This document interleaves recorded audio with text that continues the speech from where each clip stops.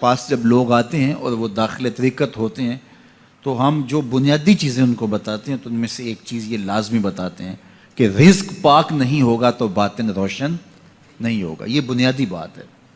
اگر رزق پاک نہیں ہے تو میرے حضور نے ارشاد فرمایا کہ ایک بندہ سفر کر کے کعبۃ اللہ کے صحن میں پہنچتا ہے اور کعبے کے پردوں کو تھام رہا ہے, وہ یمد یدیہ, اور لمبے لمبے ہاتھ کر کے کہتا ہے اے اللہ, لیکن اس کا کھانا حرام ہے, اس کا پینا حرام ہے, اس کا لباس حرام ہے, وہ غذی بالحرام, اس کو غذا حرام سے دی گئی ہے.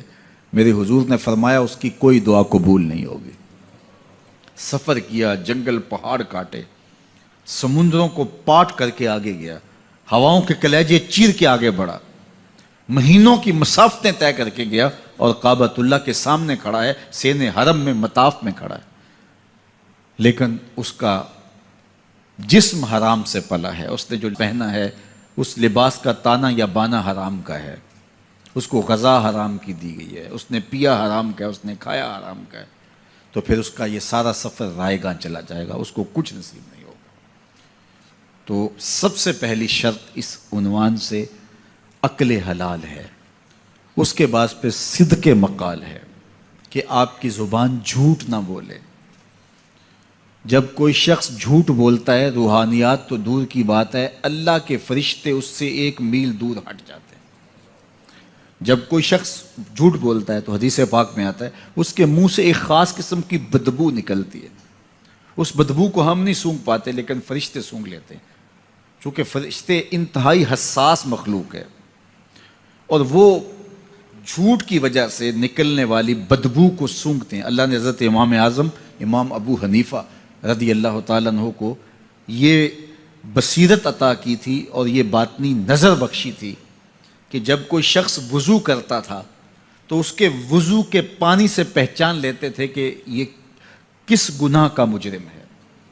جب بندہ وضو کرتا ہے تو وضو سے ہاتھوں کے گناہ جھڑتے ہیں, منہ کے گناہ جھڑتے ہیں, تو وہ وضو کے پانی سے اس بات کو محسوس کرتے تھے.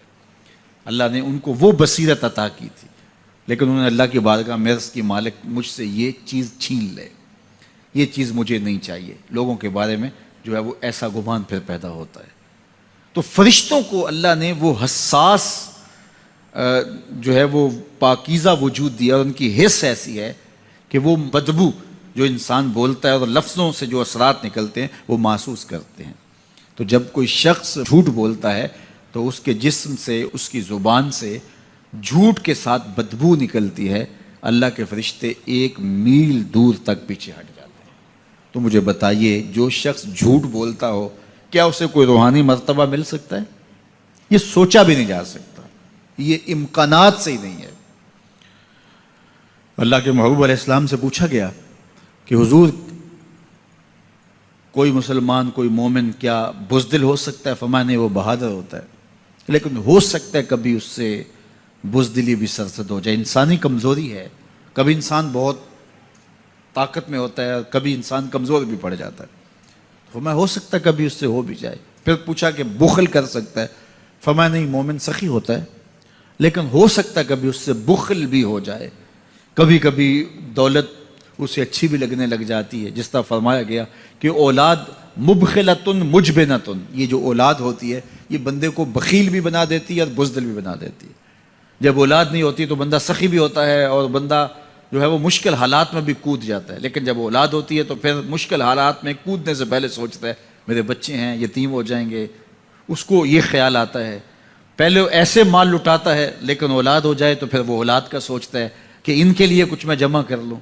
تو اولاد فرمایا میرے حضور نے کہ مبخلہ و مجبنہ, یہ بخیل بھی کر دیتی ہے اور یہ کمزور اور بزدل بھی بنا دیتی ہے. تو مومن ہوتا بہادر ہے لیکن ہو سکتا ہے کبھی اس سے بزدلی بھی ہو جائے. مومن سخی ہوتا ہے لیکن کبھی ہو سکتا ہے اس سے بخل بھی ہو جائے. لیکن تیسرا سوال حضور سے پوچھا گیا کہ مومن جھوٹا ہو سکتا ہے؟ تو اس پہ 2 ٹوک کہا, نہیں جھوٹا نہیں ہو سکتا. یہ نہیں ہو سکتا کہ مومن ہو اور جھوٹا ہو, وہ سچ بولنے والا ہوگا. تو عقل حلال اور صدق مقال, یہ 2 خوبیاں جو ہیں یہ اہل اللہ کا ترائے امتیاز ہے, اور یہ مجھے اور آپ کو اختیار کرنی چاہیے. حضرت خلیل اللہ جب وادی غیر ذی زرع میں سیدہ ہاجرہ اور ان کے معصوم نونہال کو چھوڑ کر کے جانے لگے. ایسی وادی جہاں حیوانی وجود بھی نہیں تھا، نباتات بھی نہیں پائے جاتے تھے، پانی کا ایک قطرہ بھی دستیاب نہیں تھا. کالے سیاہ محیط پہاڑ جیسے فولاد پگھلا کے ڈال دیا ہو. وہ وادی جہاں دن کو بھی خوف آئے، وہاں حضرت ہاجرہ نے راتیں بھی گزاری. کتنا دردناک لمحہ تھا.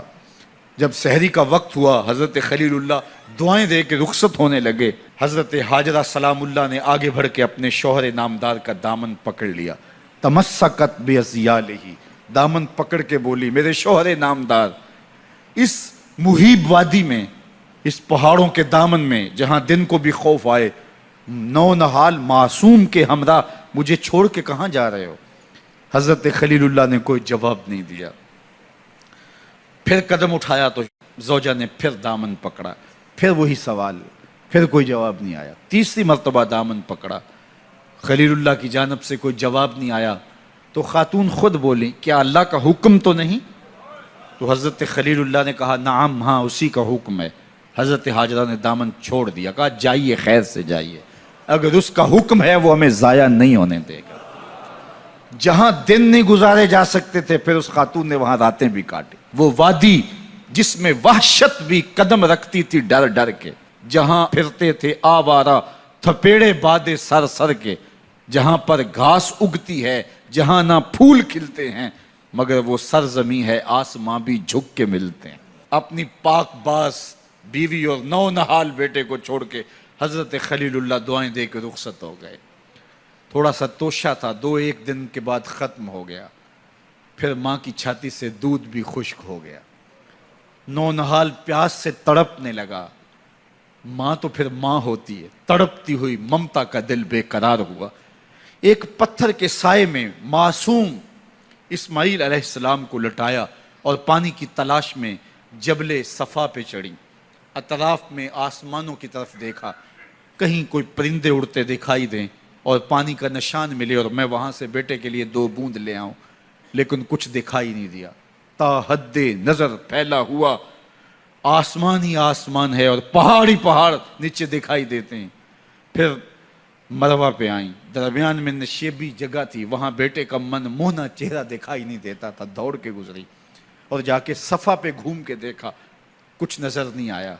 ادھر بھی دیکھ لیا، ادھر بھی دیکھ لیا، لیکن ماں تھی. پھر دوبارہ صفا پہ آئی، صفا پہ دیکھا، کچھ دکھائی نہیں دیا. پھر تڑپ کے مروہ پہ آئیں، وہاں پھر دیکھا، کچھ دکھائی نہیں دیا. پھر صفا پہ آئی، کبھی صفا پہ کبھی مروہ پہ. تڑپتی ہوئی ماں کی ممتا، بے قرار دل.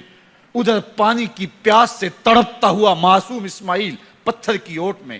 درمیان سے ماں گزرتی ہے تو بھاگ کے گزرتی ہے کہ بیٹے کا من مونا چہرہ بھی نگاہوں کے سامنے رہے. ذرا منظر تو دیکھو کتنا دل آویز ہے. اللہ اکبر، سینوں میں پتے پانی ہو جائیں، پتھر بھی ہو تو پگھل جائے اس زہرہ گداز داستان سے. لیکن اللہ پر توکل اور ماں کی بے قراریاں، کبھی صفا پہ کبھی مروہ پہ، زبان پہ شکایت نہیں ہے. پھر جب مروہ پہ پہنچتی ہیں، 7 چکر مکمل ہو گئے تو ادھر کیا دیکھا کہ معصوم اسماعیل ایڑیاں رگڑ رہا ہے. ماں کا دل ڈولنے لگا کہ بیٹا آخری لمحوں میں. دوڑی کہ بیٹے کو جا کے اپنی چھاتی سے چمٹاؤں، ہو سکتا ہے 2 قطرے دودھ کے اس کی زندگی کی آس بندھا دیں. تو ماں دوڑتی ہوئی آئی، لیکن جب قریب آئی تو منظر بدلا ہوا تھا. معصوم کی ایڑیوں کے رگڑنے سے تازہ چشمہ پھوٹ رہا ہے. پانی ہے کہ بے قابو ہونا چاہ رہا ہے. آگے بڑھی، جلدی جلدی مٹی کی منڈھیری کرتے ہوئے کہا زم زم، رک جا رک جا. اللہ اکبر. ہاجرہ سلام اللہ علیہا نے حضرت اسماعیل کی محبت اور اپنے رب پر توکل کی انوکھی اور البیلی داستان رقم کی. کہا ہاجرہ تو نے بھی حد کر دی، لیکن قیامت تک تیری راہوں کو بھی جلوہ گاہ بنا دیں گے. یہاں نبی بھی دوڑیں گے، ولی بھی دوڑیں گے، غوث بھی دوڑیں گے، کتب اور ابدال بھی دوڑیں گے، شہنشاہ بھی دوڑیں گے، کج کلا بھی دوڑیں گے. یہ دوڑنا ہم عبادت بنا دیں گے. حتیٰ کہ امام الانبیاء بھی ان راہوں کی سائی کرتے رہے. عجیب رنگ، عجیب منظر اور عجیب کیف کا عالم. اچھا، یہاں رک کے ایک بات کرنا چاہوں گا، اگر آپ کی توجہ ہو. جہاں حضرت ہاجرہ دوڑیں اور ان کے مبارک قدم وہاں لگے اور لگ کے ہٹ گئے، عارضی نسبت ہے، مستقل نسبت نہیں ہے.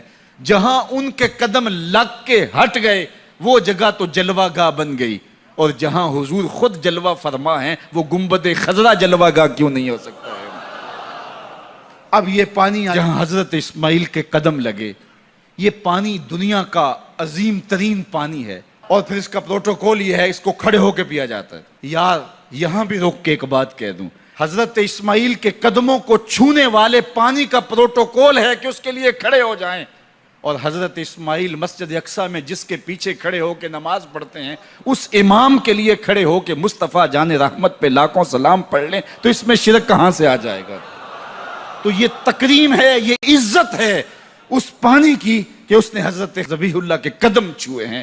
تو یہ سارا حج، اللہ اکبر، ہمیں ہمارے ماضی سے جوڑتا ہے۔